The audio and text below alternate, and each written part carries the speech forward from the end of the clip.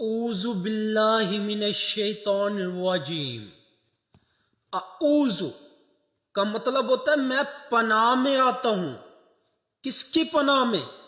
اللہ تعالی کی پناہ میں، یعنی کہ اللہ کی حفاظت میں آتا ہوں۔ باللہ، باظر بھی کا مطلب ہوتا ہے کی۔ کس کی؟